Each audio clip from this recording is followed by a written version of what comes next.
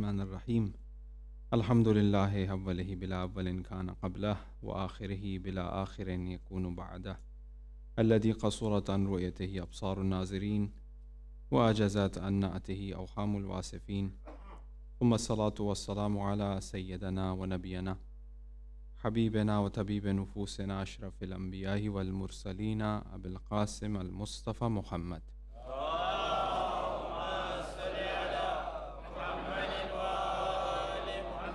وعليه الطيبين الطاهرين المعصومين المظلومين سيما بقية الله الأعظم بقية الله خير لكم إن كنتم مؤمنين ولعنة الدائم على أعدائهم وغاصب حقوقهم ومنكر فضائلهم ومناقبهم أجمعين من الآن إلى قيام يوم الدين. أما بعد، السلام عليكم جميعا ورحمة الله وأسعد الله أيامكم إن شاء الله. Greetings and felicitations to the Imam of our time, Hujjat ibn al-Hasan al-Askari, Ajjal Allah Ta'ala Farajahu al-Sharif, Ruhi, and greetings to all my senior elders, particularly Sheikh Abdullah Saab, Mahmood Abdullah Saab, and to my Maulanas here, who all of them have a haq on my neck, because we are in the neighborhood, and whenever I'm not around, these are my greatest helpers. May Allah subhanahu wa ta'ala reward them, inshallah. Greetings to all my dear brothers and sisters who are present here as well. Indeed, a blessed day, which have a very unique relationship with two great personalities. One is Janab Zehra Salamullah Alayha, as it's known as,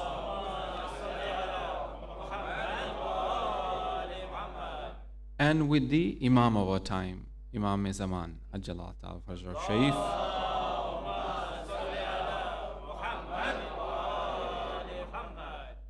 And these two great personalities are quite amazing in terms of the impact that it has and it will have upon the mankind, upon insaniyat, upon deen. I mean, if you look at it, the point of departure of haqq and batil, the recognition of truth, haqq and batil, is no one but that very lady of light.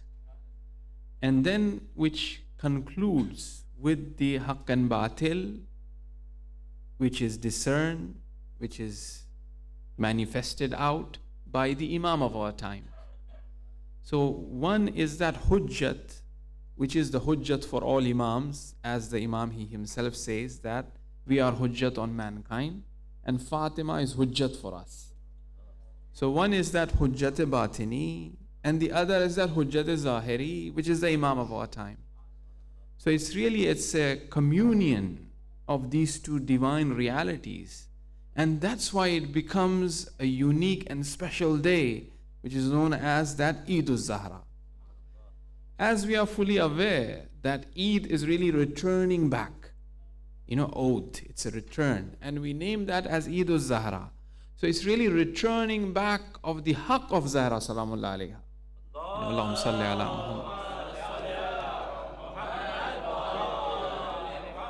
By this new beginning, by this era of the Imam of our time, and eventually the haqq will be returned back. The haqq will be established. The haqq will manifest. On the other hand, we also have the months of commemoration, which was the month of Muharram and which was the month of Safar. And if one pays attention to these 2 months, we tend to find as a prerequisite or as a prep for all of us that eventually it culminates or it ends up with the beginning of the era of the Imam of the time, the month of Muharram, in which that greatest sacrifice of Abu Abdullah al-Hussein alayhi salam. And if you look at it, we would find only 2 Imams who have been given the title of Safine Najah. One is Al-Hussein Misbahul Huda wa Safine Najah. It's for the Imam Hussein alayhi salam. Although our 8th Imam, he himself have mentioned all are Safine Najah. Every Imam is Safine Najah, no doubt about it. But the Safina of Imam Hussein is awsa wa asra. It's more wide and it's very quick and swift, right? So the Imam, and as we know that these titles which are of the Imam is not like, how we give titles. MashaAllah, the way we give titles is, and it really, so it's not that. But there is some relationship, there was some guy who was to always come in the masjid when we were little. The title was given Tage ki Muchi. I said, oh, all right. We will not know him by name. We'll say, oh, Tage ki Muchi. It's because he has a very thin sort of mustache, right? So call him Tage ki Muchi. So whenever he comes, Tage ki Muchi, we'll say, oh, okay, it's that man. That's the way we give titles, But the titles which are given by Allah, by the Imams, by the Prophet, obviously, they have very deeper meaning. So the Imam was given Safina Nija, Imam Hussein alayhi salam, and we find our 12th Imam, he is also known as Safina Nija. The very ziyarat that we recite today, we address him as Safina Nijat. So from this Safina Nijat of Imam Hussein, which is Muharram, to the Safina Nijat of the Imam of our time, which is Rabi. So that really creates that relationship. So from this Safina Nijat, we get our guidance. We learn to sacrifice. We learn from the chivalry, from the sacrifices of Imam Hussein and the Ahl Bayt alayhimus salam. As we enter that Safina Nijat, as we have really rectified ourselves, then we enter this Safina Nijat of the Imam of our time, which is today. So it really beautifully concludes that this month of Muharram and Safar, and as our elders will obviously rectify or will what do you say? Will kind of, I'm sorry, Salat ala Muhammad wa ali Muhammad.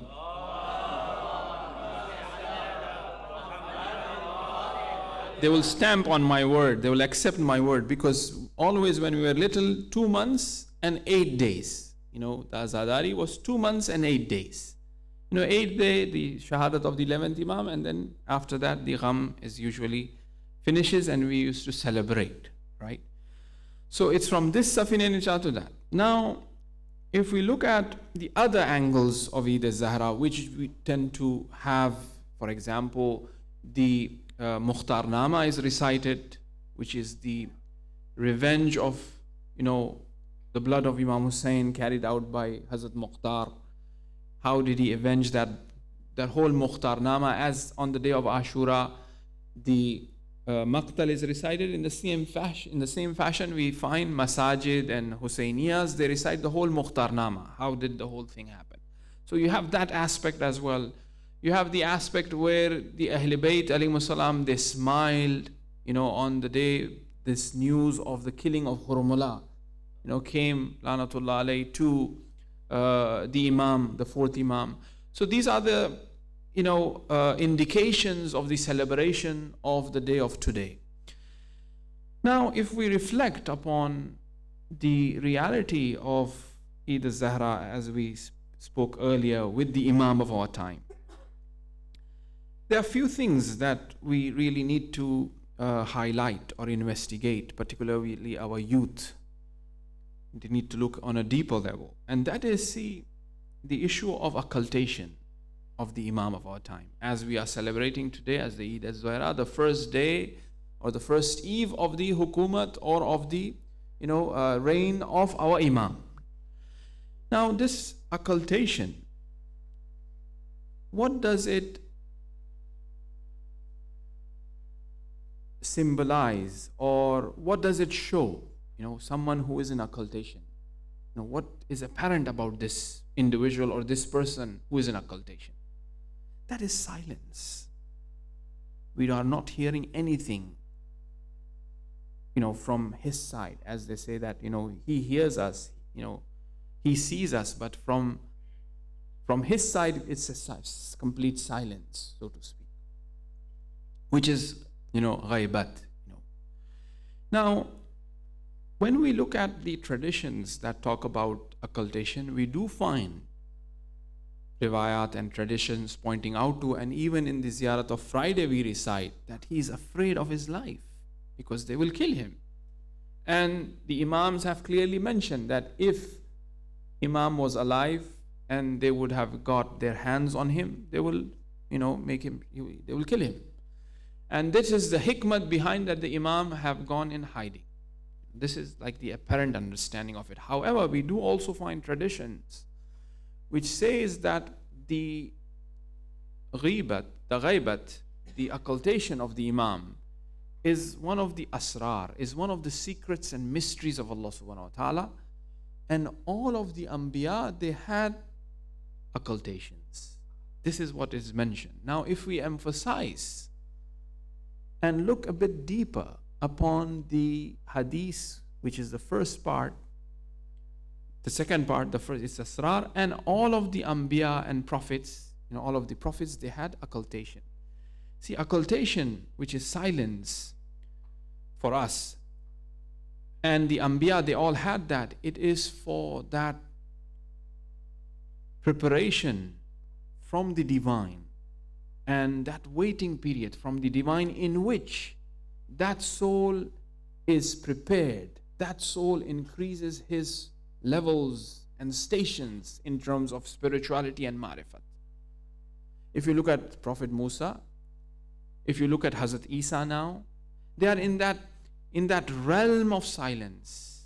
And this realm of silence, this realm of occultation, continuously you have these manifestations from the divine upon the heart of them, upon the heart of Isa alayhi salam, upon the heart of the Imam Zaman alayhi salam, which is really increasing their darajat in their journey towards Allah subhanahu wa ta'ala. For example, just a little example. When Musa alayhi salam asked Allah that he should see Allah, right? He wanted to see Allah subhanahu wa ta'ala, perhaps with that inner eye, as the exegists have pointed out, to not that zahiri aspect. However, he asked for it. And Allah subhanahu wa ta'ala fulfilled the wish of the lover. Allah could have said that, what are you talking about, Musa? But Allah, He knows that Musa is a true lover. He says, okay, fine, you sit there and I'll do tajalli on this mountain, right? And what happened, we are fully aware. Sa'iqa. And he went unconscious with that sort of manifestation of the divine as it was coming one after the other. The ranks of angels, different colors, the thunder, the lightning, and Musa every time asking that, is it now? Is it now? He says, no, persevere, Musa, persevere, you have really asked something really great. It's not that easy what you have asked. Still more to come. Finally, that manifestation takes place. That mountain is, basically goes in powders, or it blackens because of that powerful tajalli, theophany, and Musa goes unconscious. Now, this unconsciousness of Musa, and if we put another sort of tradition, which is the people who were from Bani Israel, who were scholars, who had that mental capacity to really comprehend and see God in a way. They had that sort of heart because they were chosen to really experience that.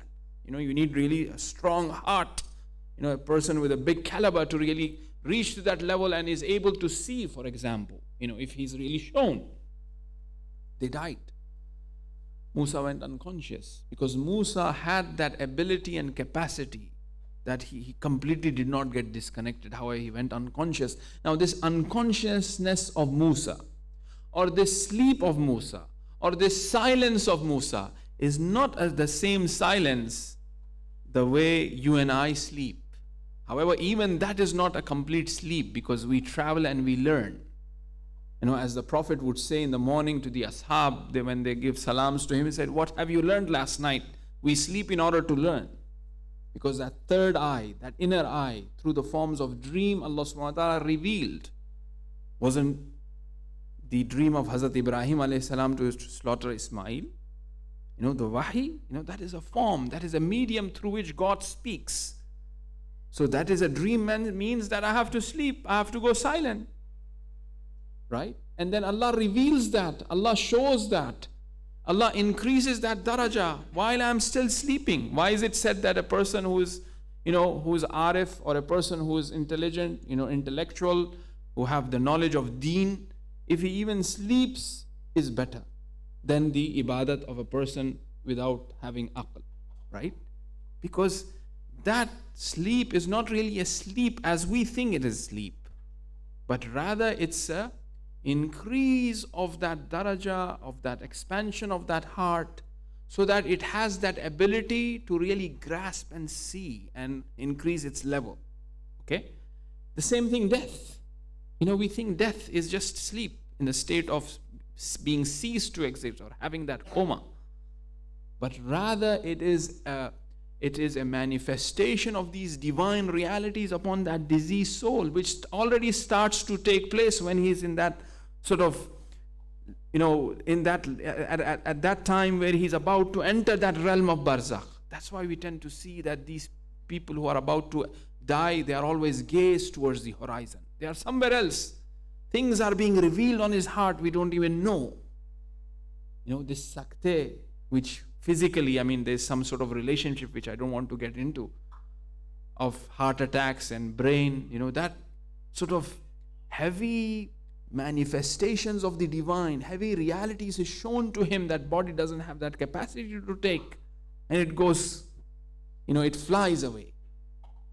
So therefore this state of silence, this state of unconsciousness which Musa had, or which we are calling this occultation of the Prophet, who is by himself and no one else, is all in all so that he is elevated and raised.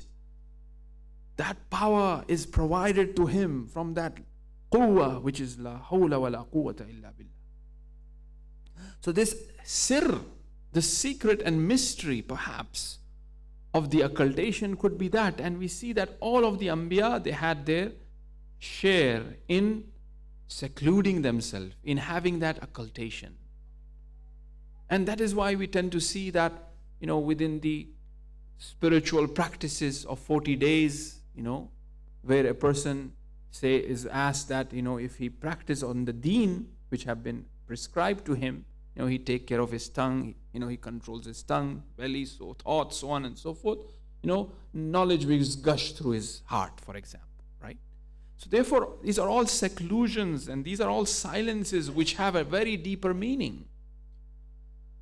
So now this occultation of the Imam have that aspect. It has that the aspect of the unmanifested. One could also compare this, which I don't want to get into that, to that primordial silence of the divine, which Allah breathed onto it and everything manifested out. Everything was in that realm of archetypes. Everything was in the intellect and knowledge of God, you and I. But that kun takes place and then fayakun happens. In that modern cosmological sense as well, which I don't really want to base my argument on that because they always tend to change. This bang, what was before this big bang which we call it? There was no bang, it was silence. However, everything was within. And then that bang happens, it manifests, it comes into creation, so to speak. So that primordial silence, that divine intellect where everything existed, on which Allah said kun, on which that nafas rahma, that breath of compassion was blown, and then things came about. So this silence, this occultation is for that very purpose, that the Imam is at present. And see, while this is happening, as in the existence of the Imam himself, look how much the barakah of that is for all of us here. We were not even regarded of any value, or if we were known that we are the followers of the Ithna Ashari, that's it. That was the end of it. But today, look at this barakah, where it has led to and where it has brought, that we are recognized as one of the most influential school of thought that ever existed.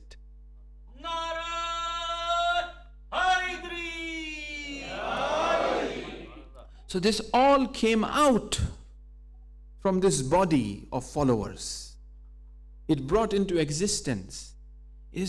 And that is his wujud. The same way as when we look at the traditions of the Imam, that the Imam is like a sun behind the clouds, that one will benefit from it, will bring that benefit. And we have seen that. We are well established and formed today. And that very aspect, and we become that very referent of believing in the ghaib. Alladina yuminuna bil ghaib. Alif Lam Mim, that very beginning. And many of the exegists have said that in the very beginning, the Quran is trying to point out to this Alladina yuminuna bil ghaib is really believing in the ghaibat of the Imam of the time. That's what it is. So therefore, this occultation of the Imam and the sir and the secret behind is this, where he is continuously, in a way, bombarded or manifested the divine realities for the expansion of his heart, where that hour comes, inshallah, where that kun takes place, where that silence is broken. For us, the responsibilities, our duties, which are of great value. See,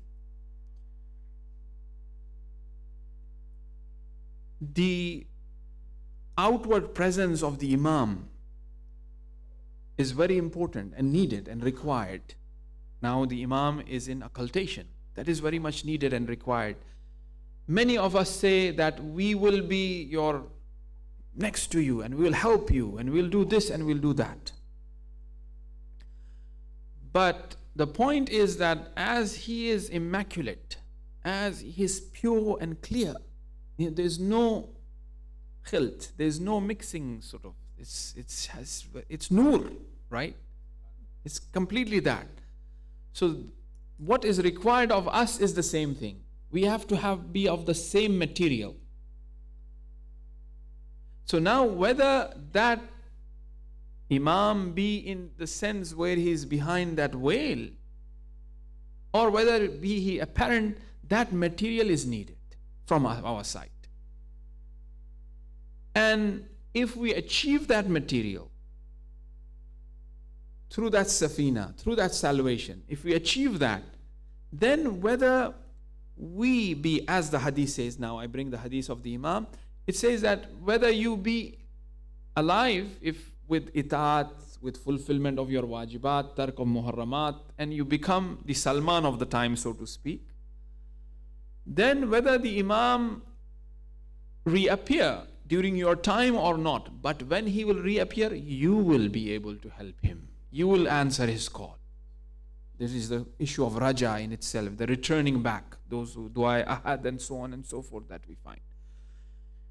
So what is it? Is that for you and I to really achieve that sublime state or station of spirituality, that purity, that nur.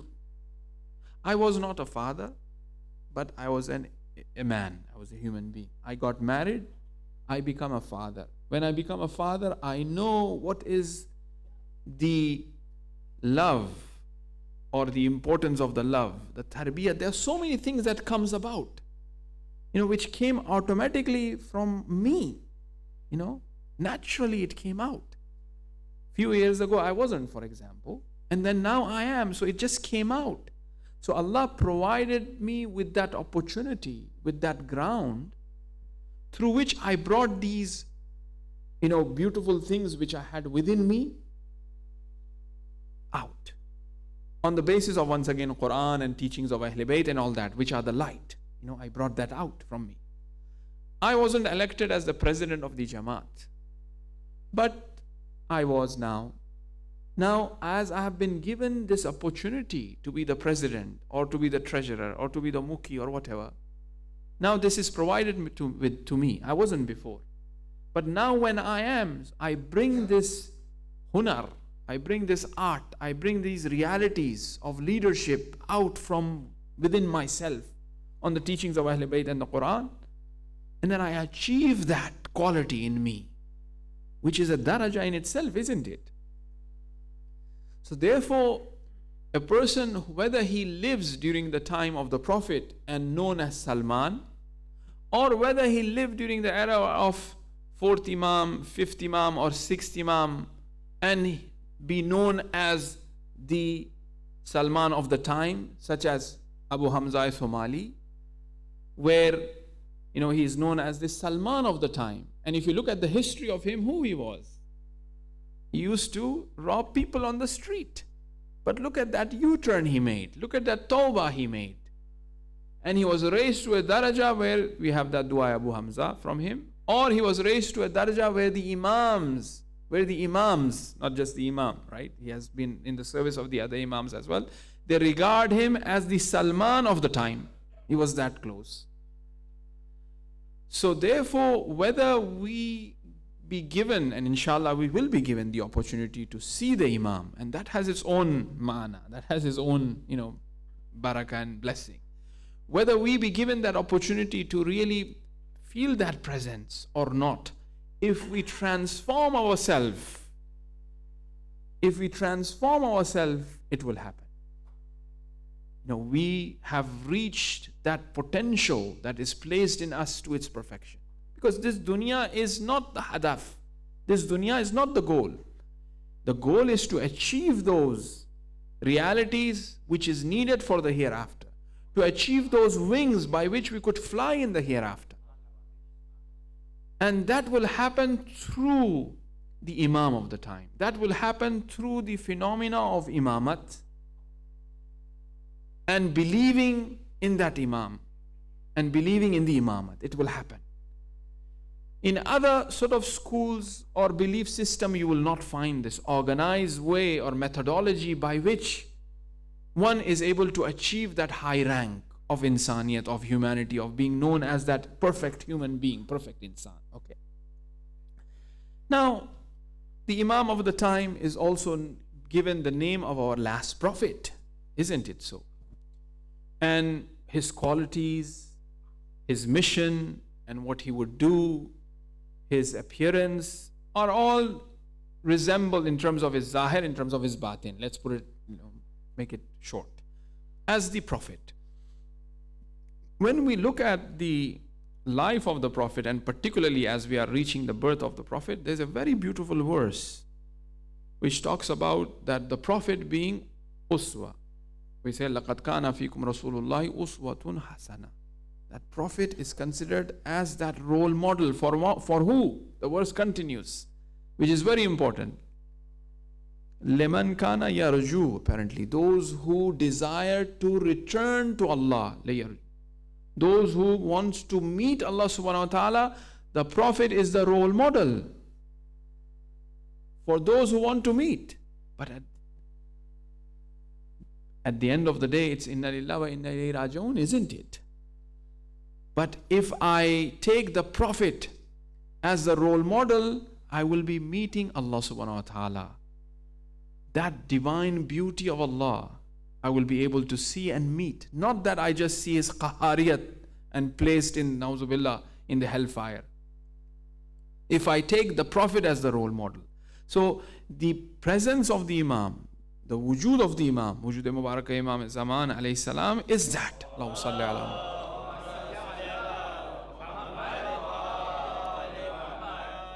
that where through him we will be able to meet Allah subhanahu wa ta'ala with all his divine names that it contains within it. قُلْ أَدْوَرْ Allah or أَدْوَرْ Rahman. You call him Allah or you call him Rahman. And that is the ultimate. As a matter of fact, that is the whole, that is the, one would say this is the nutshell. This is the essence of the teachings of the Quran and the essence of the teachings of Ahlul Bayt alayhimus salam. Is that meeting, and the meeting with that marifat and understanding.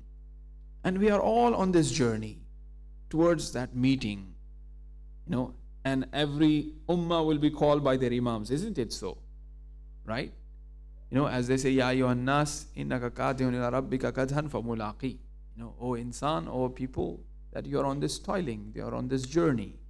For that insan, not just Musalman or not just Mu'mineen. That is for that mulaqat, is for that meeting to take place. That is really that return. That is really that raji'un.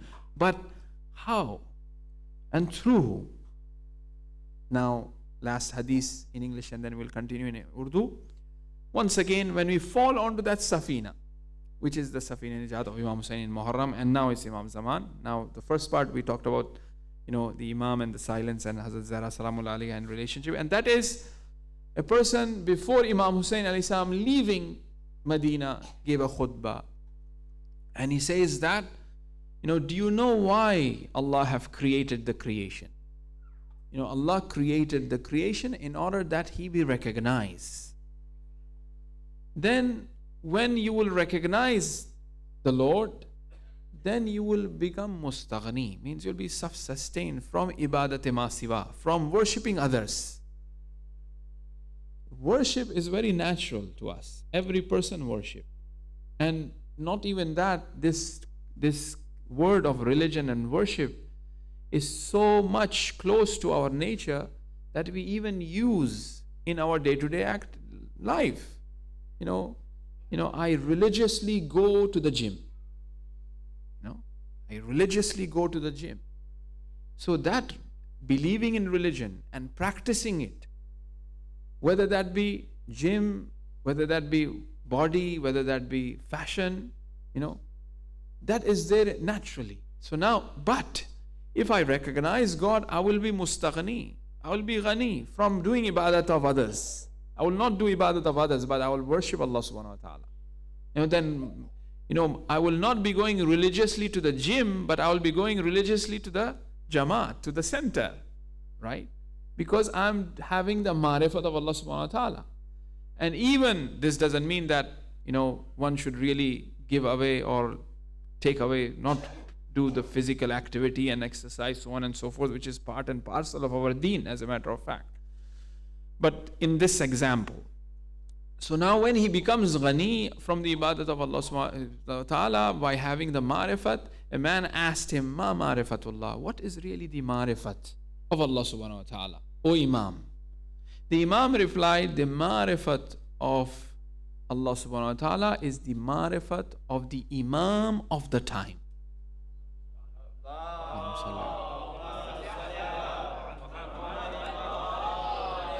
Marifat means that knowledge, that understanding. What is the knowledge and understanding of God? The Imam replied, the understanding and the knowledge of God and knowing God is really one having the marifat, one having the understanding and the knowledge of the Imam of the time. So that one Safina Nija to this Safina Nija which is today, which is the Imam of the time. So it really becomes our responsibility, the wajibat, that one really embark, entertain, make oneself busy in terms and investigate in that ideological, in that understanding and marifat of the Imam, not just the du'as. Yes, du'as and all that is in its place. But if I cannot recognize the ayatullah, which is the Amirul Mu'minin says, Ana ayatul akbar, I'm the greatest ayat, where you have people worshipping with their all sajdas with, blackened because of how they worship, like the Khawarij, for example, but they did not recognize the ayat. And usually you would find in the verses of the Quran, it says, those who kaddabu bi ayatillah, those who deny the ayat of Allah subhanahu wa ta'ala, they are khasirun, they are jahil. They will be taken, yukhrujum minad nur ila dhulumat. They are the ashabun nar, right? So that recognition requires that contemplation. That contemplation requires that understanding and marifat. Yes, ibadat, no doubt, good. It becomes that ground and base. But we really have to tadabbur and tafakkur, contemplate and think. If the Imam comes, how we will recognize? Even if he does a mu'jiza, we will be denying that ayat, na'uzubillah. The Prophet was there.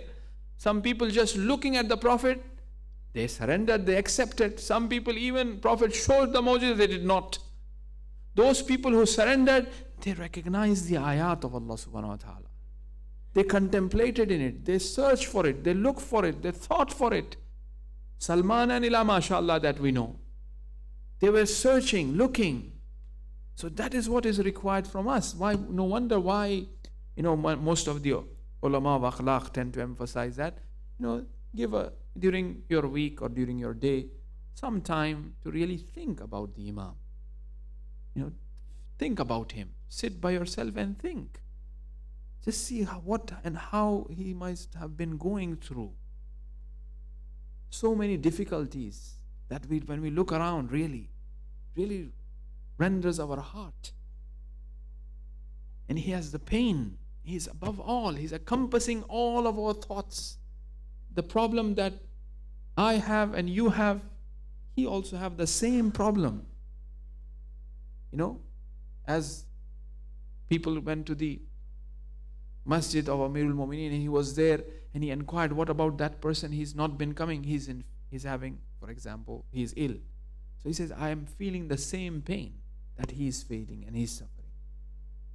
Because their existence, their wujud, their sort of problems is all encompassing our problems and issues. One man, right? And obviously that really requires that sort of heart to really comprehend all of that, that occultation part. So therefore, that contemplation, that tadabbur, that tafakkur in regards to the wujud, in regards to this dua nutba, the duas of, this is just a method or means through which we think, really. These duas really help us to think, to go in that direction. It's not just lip service. When we wake up for Fajr, after a little while we sit and we recite that nutba. We do that nida, which comes nutba. We call that Imam, and the jumalat and the wordings that are there. We really think about those and what they are saying and what he will bring, for example, and what one should expect from oneself. So that is required, that ma'rifat of the Imam. And today is his day. That's the first thing is required. Yes, with the dua of reappearance of it, and we need to expand our heart with the knowledge of the Imam of our time. چند جملے آپ کی خدمت میں عرض کروں. مقصد امام عدالت، اور ہمیں تمام مقاصد امام، جس طرح سے ہم کہہ رہے تھے کہ وہ اسوۃ الحسنہ ہے رسول اللہ، اور اسی طرح سے تمام انبیاء، نہ صرف رسول بلکہ تمام انبیاء مجسم ہوتے ہیں، ایک جگہ جمع ہوتے ہیں. تمام انبیاء جتنے بھی اللہ نے انبیاء بھیجے ہیں، رسول بھیجے ہیں، وہ پورے مجسم اور ایک جگہ جمع ہوتے ہیں اس وجود میں جو ہے حجت ابن الحسن العسکری. اسی وجہ سے کہا گیا ہے کہ جب امام آئیں گے تو موسیٰ کا عصا لائیں گے، مثال کے طور پہ تمام نشانیاں جو انبیاء اور اولیاء کے ہیں وہ لے کر آئیں گے اور بتلائیں گے. یعنی ان کی نشانی رہنا سے مراد کیا ہے؟ وہ وارث ہے. ان کے وارث ہونے سے مراد کیا ہے؟ کہ ان کا جو اہداف ہے انبیاء اولیاء کے، وہ ان کے اندر مجسم ہوتے ہیں، ان کے ایک فرد کے اندر ہے. اور ہمیں چاہیے کہ ہم دیکھیں کہ وہ مقاصد امام کیا ہے. سب سے بڑا مقصد، جس طرح سے اقیم الناس بالقسط، سورہ حدید میں ہم جو آیت پڑھتے ہیں کہ انبیاء رسول اس لیے کہ وہ عدالت اقامہ کرے انسانوں کے بیچ، سب سے بڑا مقصد. اور ہم یہی کہتے ہیں کہ امام ظلم کو جو ہے نیست و نابود کریں گے، he will establish justice، یہ کریں گے اور وہ کریں گے جسٹس کو اسٹیبلش کرنے کے لیے. مثال کے طور پر خوب اگر ہم عدالت کو قائم کرنے کے طرف قدم نہیں اٹھا رہے ہیں تو ہم ان کے مددگار نہیں رہ پائیں گے، اور نہیں ہے در حقیقت. عدالت گھر کے اندر کس طرح سے میرا رویہ ہے میرے زوجہ کے ساتھ، کس طرح سے میرا رویہ ہے میرے بچوں کے ساتھ. عدالت کمیونٹی کے اندر، شاید میں کمیونٹی کا ٹرسٹی ہوں، شاید میں کمیونٹی کا پریزیڈنٹ ہوں، شاید میں کمیونٹی کا ممبر ہوں، میں کس طرح سے عادلانہ پیش آؤں. اور پھر وہی در حقیقت ہو کیا رہا ہے؟ ہو یہ رہا ہے کہ جو ہنر میرے اندر ہے اس عدالت کو اسٹیبلش کرنے کا، وہ میں نکال باہر کر رہا ہوں. یہ میرا ملکہ بن رہا ہے، یعنی یہ میرا کیریکٹر بن رہا ہے، یہ میری پرسنالٹی بن رہی ہے، میرا درجہ بلند ہو رہا ہے. در حقیقت میری روح بلند ہو رہی ہے. کس لیے؟ کیونکہ میں عدالت کو اسٹیبلش کر رہا ہوں، کیونکہ میں سمجھ سکتا ہوں کہ محبت پدری، باپ کی محبت حقیقت میں کیا ہے، باپ کی تربیت کیا ہے، ہدایت کیا ہے، وہ مجھے اپورچونٹی دی جا رہی ہے. مقصد یہ ہے کہ وہ کمالات انسان کے اندر موجود ہو جائے. اب عدالت ایک سب سے بڑا مقصد ہے ہمارے امام کا، اور وہ اسٹیبلش کریں گے عدالت. اور ہمیں دیکھنا چاہیے ہم اور آپ در حقیقت کر کیا رہے ہیں اس عدالت خدا متعال کے لیے. اور پھر جب انفارچونیٹلی ہم اپنا حال دیکھتے ہیں، ہمارے کمیونٹیز کا حال دیکھتے ہیں، بہت شرم ہوتی ہے. خیر یہاں پہ تو نہیں، مثال کے طور پہ دوسری جو مقامات پہ وہ ایک گروپ بن جاتا ہے، وہ ایک گروپ بن جاتا ہے، اب یہ پریزیڈنٹ بن گیا ہے تو میں یہ کر دوں گا، میں وہ کر دوں گا، اس قسم کے. اور پھر امام کے ماننے والے بھی ہیں اور عدالت کو بھی چاہ رہے ہیں نافذ کرنا. انفارچونیٹلی یہ مشکلات ہے، یعنی کمیونٹیز میں مشکلات ہے. بعض ابھی میں وہاں امریکہ سے آیا ہوں، وہاں مثال کے طور پر صرف یہ آئی تھنک ضروری ہے اس قسم کی باتوں کو جو ہے کمیونٹی کے اندر مین سٹیج پہ لایا جائے، تاکہ اس سے جو ہے ایک قسم سے چتوانی، ایک قسم سے جو ہے آگاہی ملے. شادی ہوئی ہے، بچہ جو ہے مرثیہ بھی پڑھتا ہے، نوحے بھی پڑھتا ہے، ماتم بھی کرتا ہے، زیارت عاشورہ بھی پڑھتا ہے، اول وقت نماز بھی پڑھتا ہے، اور باپ اور ماں جو ہے پریشان ہے، یہ سب کر رہا ہے. لیکن ہمیں کچھ ایک بات اس کے بارے میں معلوم ہے کہ یہ صحیح نہیں ہے. تو اب کیا کریں گے؟ چلے شادی کر دیتے ہیں تاکہ شاید یہ ٹھیک ہو جائے. رشتہ بھی آ گیا ہے، لیکن جو اس کے اندر نقص ہے وہ بتایا نہیں گیا ہے. انفارچونیٹلی وہ دھوکا ہوا، یہ عدالت ہوئی کس کے لیے؟ شاید ٹھیک ہو جائے. ہماری نیت یہ ہے، یعنی اچھی نیت ہے ہماری، مگر جھوٹ بول رہے ہیں آپ، عدالت کے خلاف کام کر رہے ہیں، بیٹی کی زندگی تباہ کر رہے ہیں. بعد میں معلوم ہوا وہ قوم لوط کا ہے. یہ حقیقت بتا رہا ہوں میں آپ کو، ممبر سے بیٹھا ہوں. اختلافات جو فیملیز کے اندر ہو رہے ہیں، سر پکڑ کے بیٹھنے والی بات ہے. تو اگر ہم اس حقائق کو قرآن، حدیث، عدالت کے روشنی میں اور اپنے فیملیز کے اندر نافذ نہیں کریں تو یہ پریشانیاں، مشکلات جو ہے ہمارے کمیونٹیز میں بھی آئے گی. ہم بیجا بغیر کوئی ریزن سے کسی کو فیور کریں، وہ تو بالکل ہی وہ تیسرے والی بات ہو گئی ہے، بغیر کوئی ریزن کے فیور ہو رہا ہے. تو ان چیزوں کو دور کرنا ہے، اور عدالت جب ہی نافذ ہوگی، یعنی اختلافات، اس میں شک نہیں، مختلف جو ہے قوم، اقوام ہے، ٹرائبز بنائے دیے گئے ہیں، لیکن اس کا مطلب یہ نہیں ہو جاتا ہے کہ یعنی کوئی قسم کی سپیریورٹی مثال کے طور پر ہے. وہ تو سب سے پہلے جو ہے عدالت کے خلاف ہو جائے گا. ان اکرمکم عند اللہ اتقاکم، تقویٰ معیار ہے، اور اسے اسٹیبلش کرنا وہ بالکل ویسی طرح سے ہے جس طرح سے جو ہے امام کا حکم اور امام کا مقصد، امام جو چاہتے ہیں وہ آپ کر رہے ہیں. پھر اس کے بعد صلوات بھیجے محمد والے محمد پر.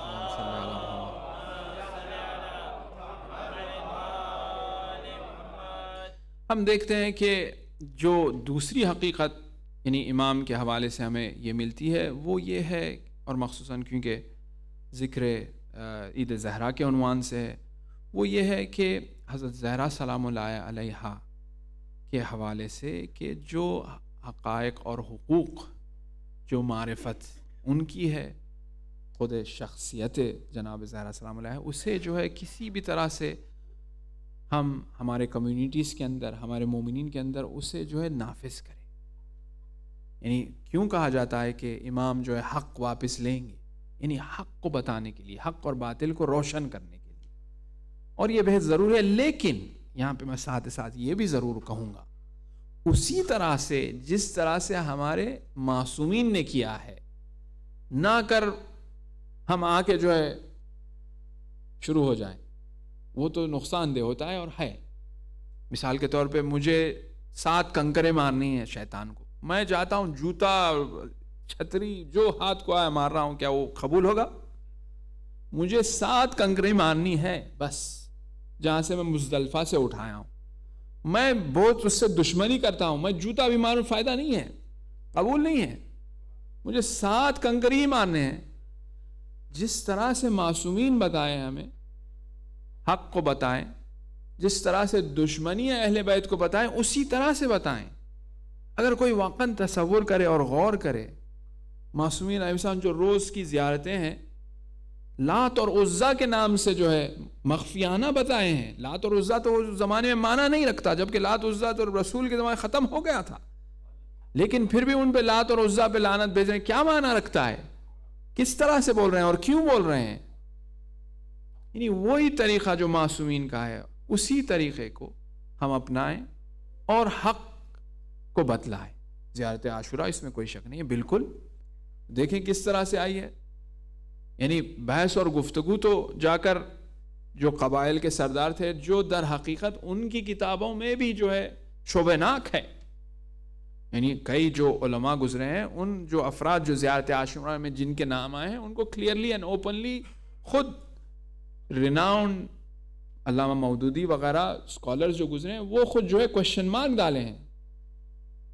تو وہی طریقہ جو معصومین علیہ السلام کا ہے. اور خصوصاً آج کے دن جو ہے اکثر یہ ہو جاتا ہے کہ محفلوں میں جو ہے تھوڑا سا ایکسٹرا جو ہے جوش اور خروش ہوتا ہے اور پتہ نہیں کیا کیا ہو جاتا ہے. تو ہم اس معیار کو، اس پیرامیٹرز کو، اس حدود کو، اس اخلاقیات کو جو ہے شامل رکھیں، اور وہی باعث بنتا ہے معصومین علیہ السلام کو خوش کرنے کا، نہ کہ مثال کے طور پر جوتا مارنا یا کوئی قسم کا لفظ بولنا.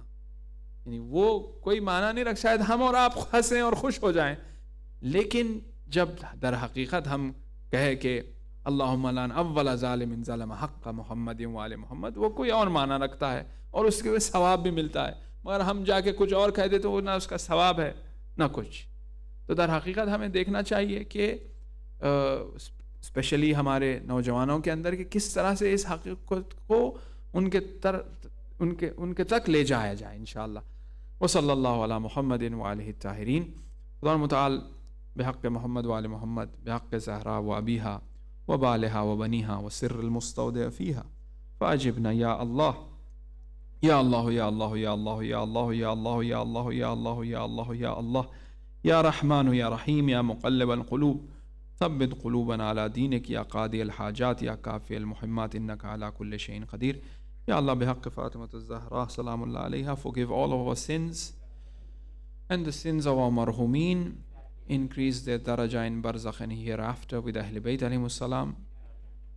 Ya Allah bihaqq Fatimah az-Zahra salam alayha, protect the life, honor, dignity of the lovers of Ahl Bayt alayhimus salam no matter where they live in this world. Ya Allah bihaqq Fatimah az-Zahra, haze the reappearance of our 12th Imam, include us as the faithful companions of the 12th Imam. Ya Allah, those who have requested us and all those who are in need of dua and shifa, particularly the mu'mineen and mu'minat of Leicester community, may Allah subhanahu wa ta'ala grant them shifa ajil wa kamil. Ya Allah, bihaqqi Muhammad wa ali Muhammad, protect our religious communities, institutions all over the world, particularly the seminary of Najaf and Qum and the Maraj-e-Izam of Najaf and Qum.